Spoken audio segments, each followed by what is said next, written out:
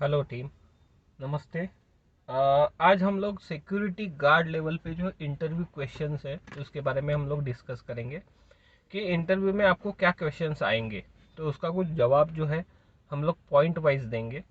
जैसे कि फर्स्ट आपको सवाल आ सकता है कि describe about the material movement के बारे में बताइए। अभी ये किस मटेरियल की बात हो रही है? जो भी कंपनी में मटेरियल आ रहा है और जा रहा है उसके बारे में बात हो रही है, तो उसका जवाब कैसे होगा? Point first, material movement company के नियम और समय बंधन के अनुसार ही होना चाहिए। पॉइंट सेकेंड, मटेरियल दो प्रकार के होते हैं, एक होता है इनवर्ड और एक होता है आउटवर्ड। तीसरे पॉइंट पे बताओगे आप कि आने वाले मटेरियल को इनवर्ड मटेरियल कहा जाता है और उसके साथ आने वाले बिल, चालान या इनवॉइस, परचेस ऑर्डर अथवा पीओ को चेक करके वेरीफाई करके मटेरियल के साथ हमें उसको इनवर्ड रजिस्टर में लिखना है।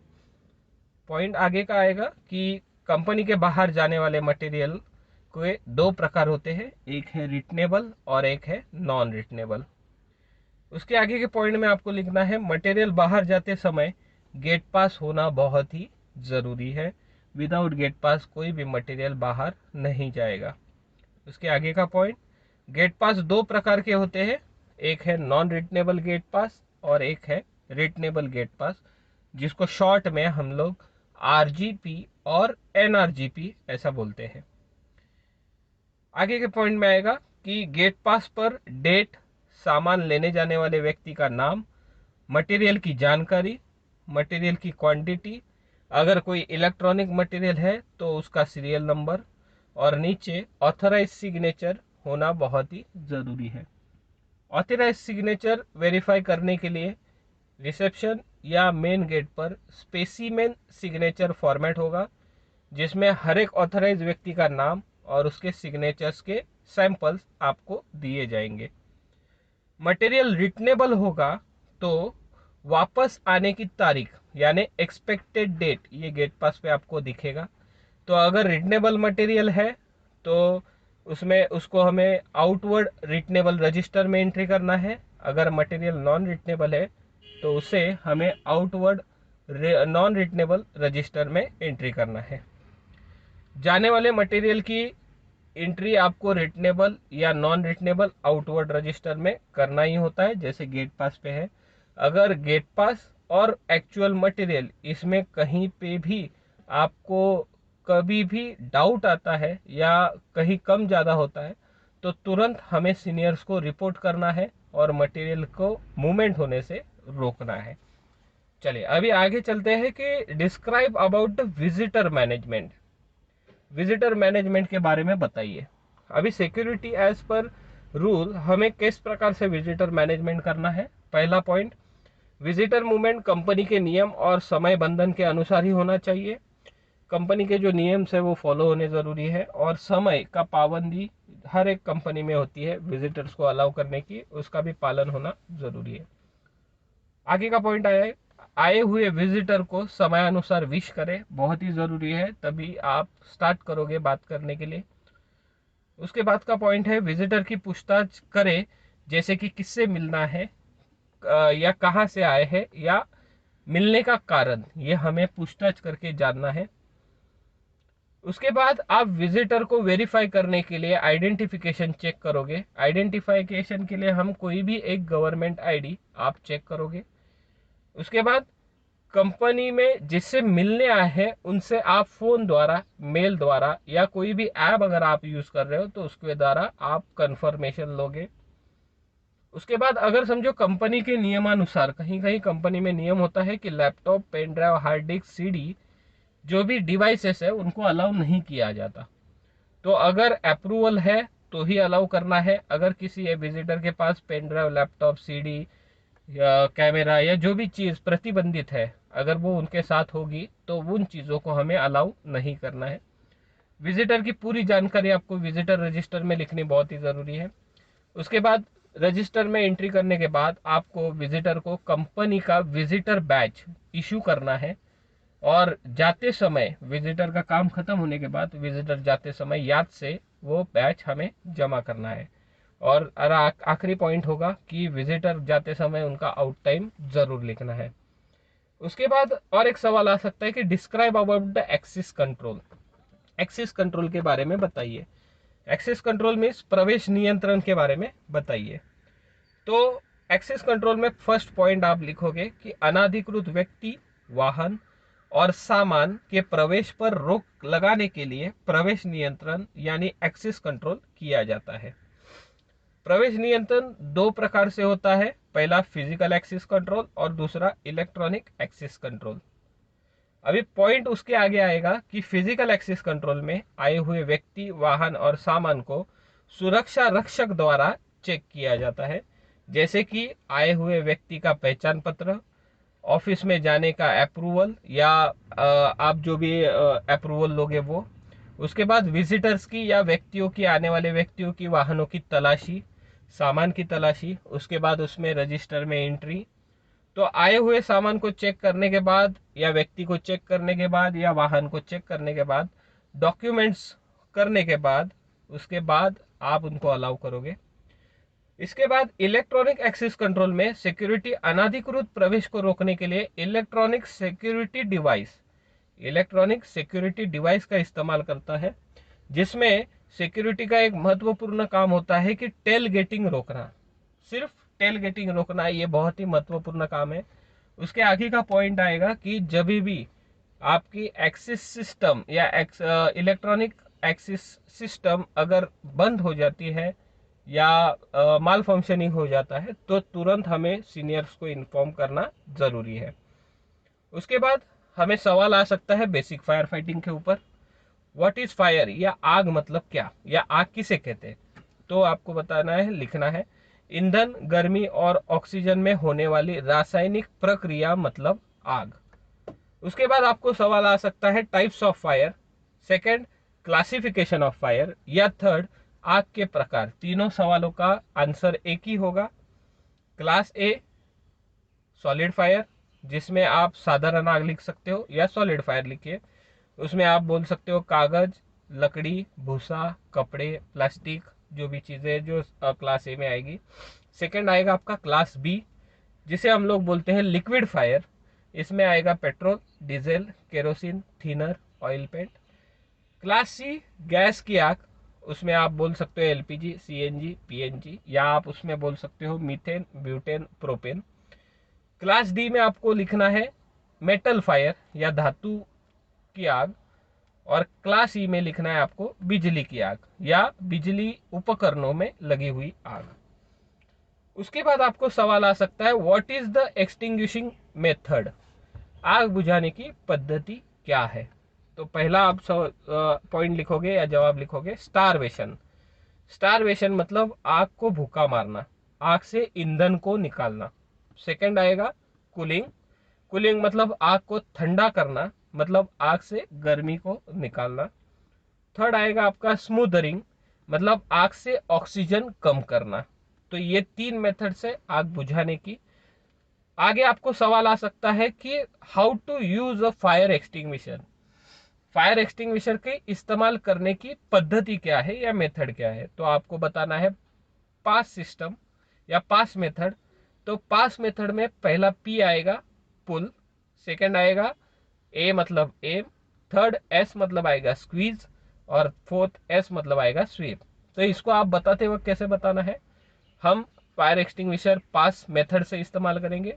पहला पी मतलब pull the safety pin, second A मतलब aim the nozzle at the base of fire, आग की जड़ पर निशाना लगाइए। Third squeeze, squeeze the lever, lever को दबाइए। और फोर्थ स्वीप, आग पर उस पाउडर को या गैस को फैलाइए। उसके बाद आपको सवाल आ सकता है कि टाइप्स ऑफ एक्सटिंग्विशर्स। तो एक्सटिंग्विशर्स चार प्रकार के हैं और वो कौन सी आग पे इस्तेमाल किए जाते हैं? तो पहला है आपका वाटर टाइप फायर एक्सटिंग्विशर, जो सिर्फ क्लास ए या सॉलिड फायर पे ही इस्तेमाल कर सकते हो। Second class foam extinguisher. Foam extinguisher हम क्लास ए और क्लास बी, साधारण आग और ऑयल या लिक्विड फायर पे आप इस्तेमाल कर सकते हो। थर्ड है हमारा ड्राई केमिकल पाउडर, डीसीपी, जो एक्सटिंग्विशर सभी प्रकार की आग के लिए आग को बुझाने के लिए इस्तेमाल कर सकते हो।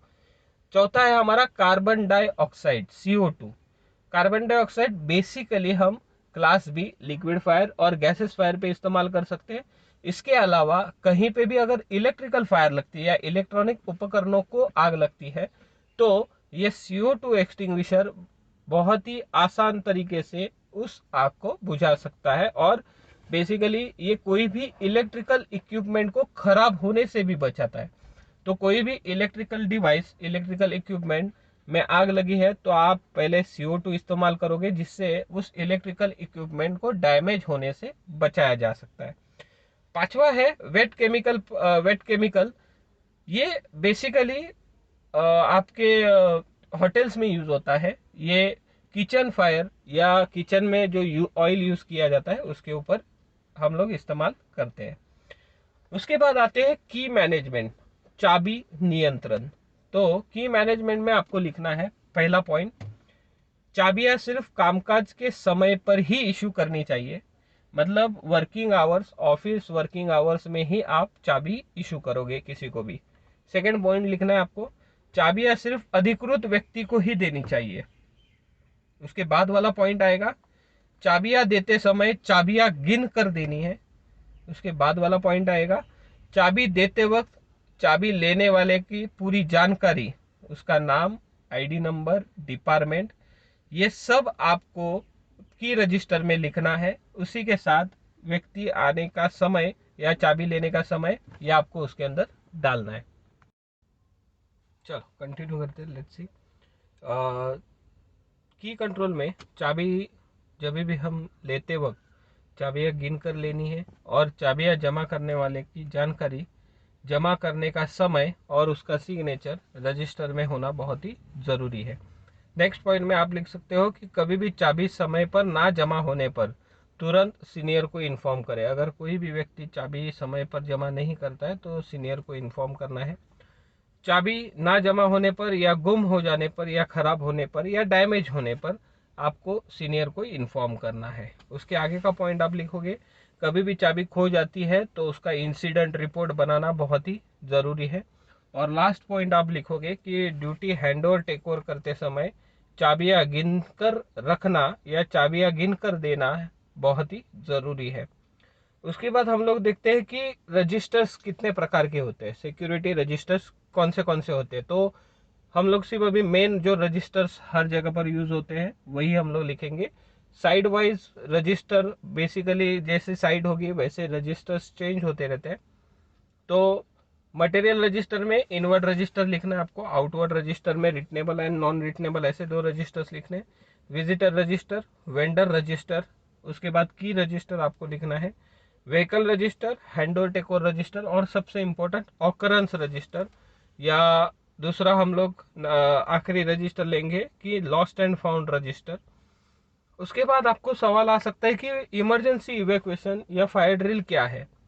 तो आप बता सकते हो कि इमरजेंसी इवैक्यूएशन अगर किसी ही जगह पर मानव निर्मित या प्राकृतिक आपत्ति के कारण जान को खतरा होता है, उस खतरनाक जगह को छोड़कर सुरक्षित जगह पर जाना, इस क्रिया को आपातकालीन स्थलांतर या इमरजेंसी इवैक्यूएशन कहा जाता है। तो हम किस प्रकार से बताएंगे या लिखेंगे इमरजेंसी इवैक्यूएशन का, कि अगर किसी भी प्राकृतिक आपत्ति हो या मानव निर्मित आपत्ति हो जिसमें व्यक्तियों की जान जाने का खतरा हो सकता है, तो उस खतरनाक जगह को छोड़कर सुरक्षित तरीके से सुरक्षित जगह पर जाना, इसे इमरजेंसी इवैक्यूएशन कहा जाता है।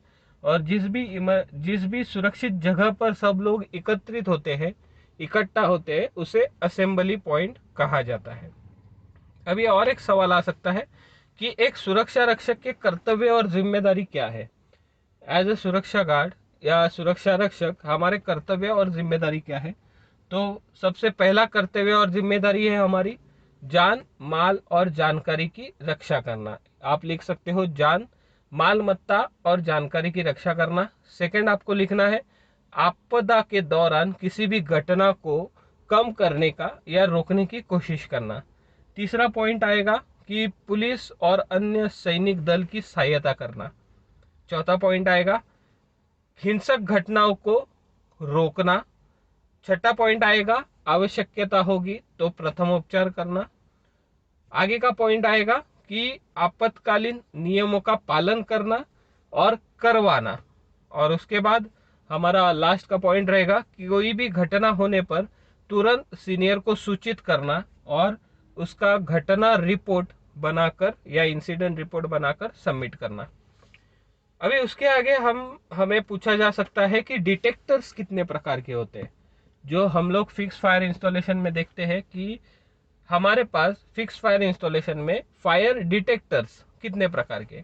तो पहला है स्मोक डिटेक्टर, जो किसी भी रूम में धुआं होने के बाद धुआं को पहचानने का काम करता है। दूसरा है हीट डिटेक्टर, बदलते हुए रूम के अंदर बदलते हुए गर्मी की पहचान करता है। और तीसरा है फ्लेम डिटेक्टर या ज्वाला पहचानने वाला यंत्र। उसके आगे हम लोग पूछा जा सकता है कि मैनुअल कॉल पॉइंट के बारे में बताइए, या एमसीपी जिसे शॉर्ट में बोला जाता है, एमसीपी मैनुअल कॉल पॉइंट। तो हम उसे बताना है कि यह एक लाल कलर का बॉक्स होता है जो आग लगने पर या किसी भी इमरजेंसी में हम उसे दबाया जाता है और सभी को सूचित किया जाता है अलार्म देके। मतलब एमसीपी ये पुल करने से या दबाने से पूरे बिल्डिंग में या आप काम करने वाली जगह पर अलार्म बजेगा। तो ये आप एमसी के बारे में बता सकते हो। उसके बाद पूछा जा सकता है कि बिजली की आग या इलेक्ट्रॉनिक कोई भी इक्विपमेंट में अगर आग लगती है तो कौन सा फायर एक्सटिंग्विशर इस्तेमाल करोगे। तो कभी भी ध्यान दीजिए, सबसे पहले बताना है कि CO2 एक्सटिंग्विशर का इस्तेमाल किया जाएगा। इनकेस अगर CO2 अवेलेबल नहीं है तो DCP भी यूज कर सकते हैं। तो पहला प्रेफरेंस CO2 को।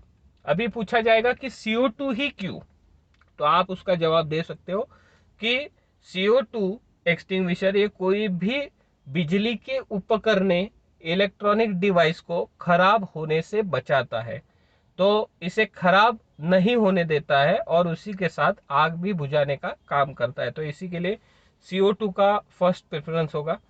तो ये कुछ बेसिक सवाल है जिनका जवाब हमें इंटरव्यूज में पूछा जा सकता है। तो आपको ये सवाल जो है, जो आप अभी सुन रहे हो, उसके जवाब आपको लिख के रखने हैं, बाय हार्ट करने हैं। और इंटरव्यू में या आपके क्वेश्चन में अगर समझो कहीं पे क्वेश्चन पेपर होगा तो यहाँ पे आपको इस सवालों के जवाब देने होंगे।